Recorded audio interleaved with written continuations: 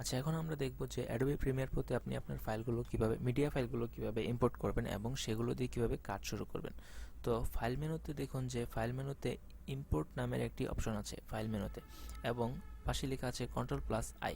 আপনি যদি Ctrl+I shortcut key use করেন তাহলেও আপনি আপনার ফাইল ইম্পোর্ট করতে পারবেন, এবং এখানেও যদি ইম্পোর্টে ক্লিক করুন তবুও আপনি আপনার ফাইল আপনার কম্পিউটার থেকে যে কোনো একটি ফাইল আপনি সিলেক্ট করে দিলে অডিও, ভিডিও অথবা ইমেজ যে কোনো যেটা ইচ্ছা আপনি ইম্পোর্ট করতে পারবেন। এবং এই প্রজেক্টের মধ্যে ইম্পোর্ট মিডিয়া থেকেও, যে ইম্পোর্ট মিডিয়া, এখানে রাইট বাটন ক্লিক করলেও আপনি ইম্পোর্ট পাবেন এবং এখানে ডবল ক্লিক করলেও আপনি ফাইল ইম্পোর্ট করতে পারবেন। তো আমরা সাধারণত বা নর্মালি সবাই যেভাবে করে শর্টকাট মানে সবচেয়ে সহজ, এখানে ডাবল ক্লিক করে থাকি। তো আমি এখানে ডাবল ক্লিক করছি এবং দেখুন যে আমার একটি ফোল্ডার ওপেন হয়েছে। আপনি আপনার ফোল্ডার থেকে মাই কম্পিউটার আপনি যাবেন, আপনার এখানে আপনার যেখানে যেটা রাখা আছে সেটাতে গিয়ে ধরেন আমার যেটা ইচ্ছা, ধরুন যে রেপটো কমার্শিয়াল ফাইনাল, এটি আমি সিলেক্ট করলাম। আচ্ছা, রেপটো কমার্শিয়াল ফাইনাল, এখানে দেখুন যে একটি ভিডিও চলে এসছে। এটি হচ্ছে আসলে যেটা আমরা আইকন ভিউ দেখতে পাচ্ছি, যে নিচে দেখুন আইকন ভিউ এবং এখানে আছে লিস্ট ভিউ। লিস্ট ভিউতে যদি ক্লিক করি তাহলে দেখুন লিস্ট ভিউ দেখাচ্ছে। এটিকে ধরে যদি এভাবে আমরা টান দিই, দেখুন রেপটো কমার্শিয়াল ফাইনাল, এটি হচ্ছে নাম। এখানে আরও বড় করে দেখতে পাবো। আচ্ছা, MP4 ফাইল, এটি হচ্ছে যে ফ্রেম রেট 23976, মানে প্রতি সেকেন্ডে আমরা 23টি ফ্রেম দেখতে পাই। অনেক ভিডিওতে অনেক রকম থাকে, যেমন কিছু ভিডিওতে আপনার 60 ফ্রেম রেটও থাকে, মানে দেখেন যে লেখা আছে FPS মানে ফ্রেম পার সেকেন্ড। আচ্ছা, এই ভিডিওর সকল ইনফরমেশন আপনি এভাবেও দেখতে পারেন। রাইট বাটন ক্লিক করে প্রপার্টিসে যাবেন, দেখুন যে এই ভিডিওর সাইজ, তারপর হচ্ছে এটির ফ্রেম সাইজ মানে image size 1920x1080, frame rate, তারপর অডিও ফরম্যাট কিভাবে, সব কিছু এখানে দেওয়া আছে, লোকেশন সব কিছু দেওয়া আছে। তো এটা কেটে দিলাম।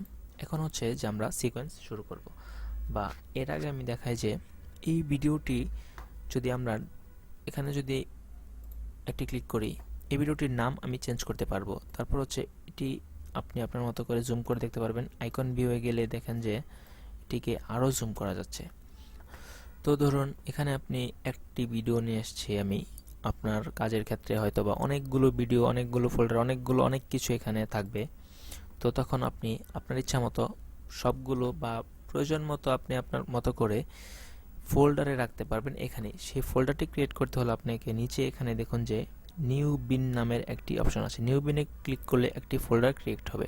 এখানে আপনি এই ফোল্ডারটার যে কোনো একটি নাম দিতে পারবেন, যে ধরুন BIDEO ভিডিও দিলাম, বা এটা রাইট বাটন ক্লিক করে কাট, এটাতে ক্লিক করে এখানে যদি পেস্ট করে দেই, দেখুন এখানে চলে এসছে। আমরা এখন এখানে কোনো ভিডিও পাবো না, এটা একটি ফোল্ডার। এই ফোল্ডারটাতে ডাবল ক্লিক করলে আরেকটি উইন্ডো ওপেন হবে, এখান থেকে ভিডিও আমরা নিতে পারবো।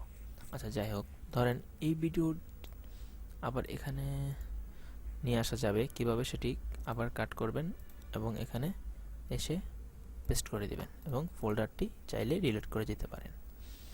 ওকে, তো আমরা কিভাবে ফাইল ইম্পোর্ট করতে হয় এটি জানলাম। এই ভিডিওটি আমরা যদি ডাবল ক্লিক করি, দেখুন যে এখানে ওপেন হয়েছে। এই ভিডিওটি আমরা এখান থেকে প্লে করতে পারবো। বিজয়ের 45তম আমরা দেখব যে কিভাবে এডিটিং এর কাজ শুরু করতে হয়। তার আগে হচ্ছে যে একটা জিনিস আপনাদের দেখানো উচিত, যে এখানে কিছু অপশন আছে, যে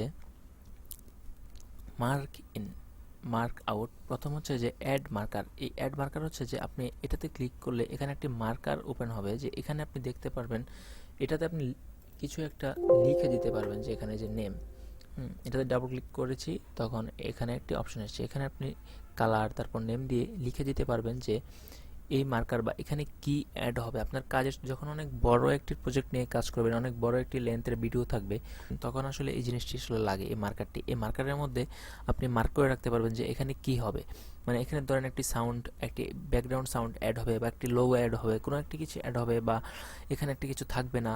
তখন এটা যদি আপনি মার্কারটি দিয়ে রাখেন তখন আপনি মনে রাখার সুবিধার্থে এটি করা যায়। তো আমি ক্লিয়ার অল মার্কার দিয়ে এটি রিমুভ করে দিলাম। আমার আসলে ছোট একটি প্রজেক্ট, তাই এটি আপাতত লাগতেছে না। তো আপনাদের বোঝানোর সুবিধার্থে আমি বললাম। তারপর দেখুন যে মার্ক ইন, ধরুন আমি এখানে মার্ক ইনে ক্লিক করলাম। এটি হচ্ছে মার্ক হয়েছে, যে এই ভিডিওটি এখান থেকে এ পর্যন্ত মার্ক হয়ে গেছে। আমি যদি এটিকে সামনে নিয়ে আবার মার্ক ইনে দেই, তাহলে এখান থেকে মার্ক হবে। তো আপনি যেখানে ইচ্ছা নিয়ে মার্ক ইন করতে পারবেন, এবং মার্ক আউট পয়েন্ট এটা আপনি যতটুকু প্রয়োজন ততটুকু নেয়ার পর আপনি যদি এরকম হয় যে এর মাঝখানে এতটুকু এবং এতটুকুর মাঝখানে একটি জায়গায় আপনি এটিকে রাখবেন, তো এটি আরও জুম করতে হলে এটিকে ধরে এরকম টান দিবেন এবং খুব সুন্দরভাবে এইভাবে ধরে আপনি আপনার মতো করে যে পয়েন্টটুকু ইচ্ছা আপনি রেখে প্রয়োজন মতো তারপর মার্ক আউটে ক্লিক করবেন। তাহলে দেখুন যে এখানে মার্ক ইন এবং মার্ক আউট একটি অপশন চলে এসেছে। এখন হচ্ছে যে আমার যে সিকোয়েন্স, এখানে আমি সিকোয়েন্স ক্রিয়েট করব এই ভিডিওটি এডিট করার জন্য। এখানে কিন্তু আমি জাস্ট দেখতে পাচ্ছি, কিন্তু এডিট কোনো অপশন নেই। আমি এটাকে এডিট করতে হলে আমার এখান থেকে সিকোয়েন্সে গিয়ে তারপর হচ্ছে ফাইলে গিয়ে নিউ সিকোয়েন্সে ক্লিক করতে হবে। এটিতে যদি আমি ক্লিক করি, দেখুন এখানে এইচডিবিতে কিছু অপশন আছে। আমি প্রথমে বলেছিলাম যে এইচডিবি এবং ডিবির যে পার্থক্য, এটি অ্যাডোবি প্রিমিয়ার প্রোর ভিতরে গেলেই আপনাকে দেখানো যাবে। দেখুন যে ডিবিতে কিছু ওদের ফরম্যাট দেয়া আছে, এগুলো হচ্ছে ডিবি, তারপর হচ্ছে এইচডিবি মানে হাই ডেফিনেশন ভিডিওর কিছু ফরম্যাট দেয়া আছে। তো এগুলো আসলে আমি যেভাবে কাজ শুরু করি এগুলো এভাবে সিলেক্ট করি না।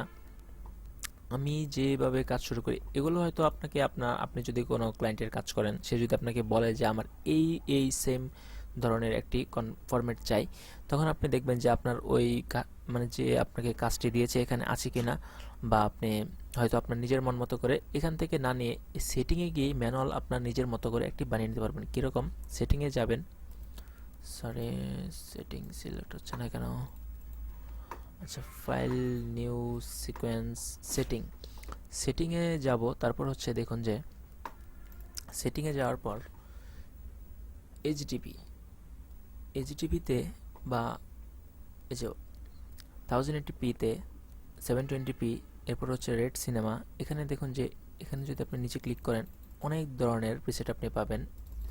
তো এগুলো দিয়ে আপনি আপনার ফ্রেম সাইজটা সিলেক্ট করবেন। তারপর হচ্ছে যে আপনার ফ্রেম রেট কত, কোন ফ্রেম রেটে আপনার ভিডিওটি আপনি এখানে কাজ করবেন এটি সিলেক্ট করবেন। তারপর হচ্ছে স্কোয়ার পিক্সেল, তারপর হচ্ছে আপনার এখানে অডিও স্যাম্পল, এভাবে দিয়ে আপনি দেখুন যে সিকোয়েন্স 2 লেখা, এটা আপনি ধরেন সিকোয়েন্স 2 একটা দিলেন, একটা নাম ABCD একটি নাম দিলাম আমি। তারপর হচ্ছে যে এটিকে এখানে দেখুন যে ম্যাক্সিমাম বিট ডেপথ নামের একটি অপশন আছে এবং ম্যাক্সিমাম রেন্ডার কোয়ালিটি, এই দুইটা ঘরে যদি আপনি টিক দিয়ে রাখেন, এগুলো পরে দেখবেন যে কি বলেছে, আমি পড়ি না ম্যাক্সিমাম। আচ্ছা, এই দুইটা যদি টিক দিয়ে রাখেন তাহলে কি হবে, আপনার ভিডিওর সাইজ রেন্ডার দেওয়ার পর বেশি হবে না, কিন্তু আপনার ভিডিওর কোয়ালিটি অবশ্যই ভালো হবে, কিন্তু রেন্ডার টাইম একটু বেশি লাগবে। এগুলো টিক দেওয়া ছাড়া যতটা না লাগার কথা তার চেয়ে একটু বেশি লাগবে। তো আমি যেটা করি এগুলো দিয়ে রাখি এবং ওকে করব। ওকে করার পর দেখুন যে ABCD নামের একটি সিকোয়েন্স তৈরি হয়ে গেছে। এর মানে হচ্ছে এই সিকোয়েন্সের মধ্যেই আসলে আমাদের এডিটিংয়ের কাজটি শুরু হবে। মানে এটি হচ্ছে একটি সিকোয়েন্স, এই সিকোয়েন্সের মধ্যে অনেকগুলো ভিডিও, অডিও, তারপর হচ্ছে আপনার ছবি এনে মানে পিকচার, ফটোস যেটাকে বলে, এগুলো নিয়ে এসে আমি কাজ করতে পারবো। এটা একটি ব্ল্যাঙ্ক, ঠিক আছে? ধরেন যে এটার মানে হচ্ছে কি, যে ধরেন আপনি একটি ডিভিডি, এটি একটি ডিভিডি, ধরেন একটি ব্ল্যাঙ্ক ডিভিডি, খালি ডিভিডি।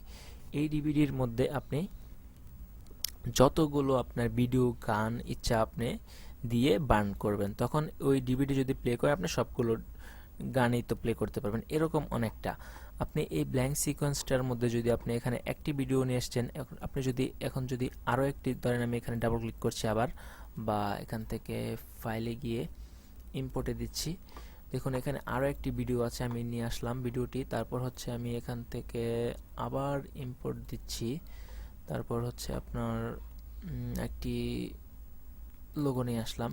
আচ্ছা যাই হোক, অনেক কিছুই নিয়ে আসা হলো। এটি যদি আমি একটু জুম আইকন ভিউয়ে দেখি, এই যে লিস্ট ভিউয়ে দেখি, তাহলে এভাবে দেখা যাবে। তো এই জিনিসগুলি এখন আমি যদি একটা একটা করে ড্র্যাগ করে এভাবে টেনে নিয়ে এসে এখানে ছেড়ে দিই, তখন এই দেখুন এখনই হচ্ছে কথা, যে এইটা যখন আমি এখানে নিয়ে আসলাম তখন এখানে দেখাচ্ছে কি, যে the clip doesn't match this sequence setting, মানে আমি যেই সিকোয়েন্সটি তৈরি করেছি এই সিকোয়েন্সের সাথে এটি মিলেনি কেন। আচ্ছা, এখন যদি আমি কিপ এক্সিস্টেন্ট সেটিংয়ে দিই, মানে আমার সেটিংটা যা আছে তাই থাকবে, শুধু ভিডিওর মতো এসে এখানে পড়ে যাবে, কোনো কথা ছাড়াই একদম, মানে আমি যে যা অর্ডার করব তাই। আচ্ছা, একটু মজা করলাম। তারপর হচ্ছে যে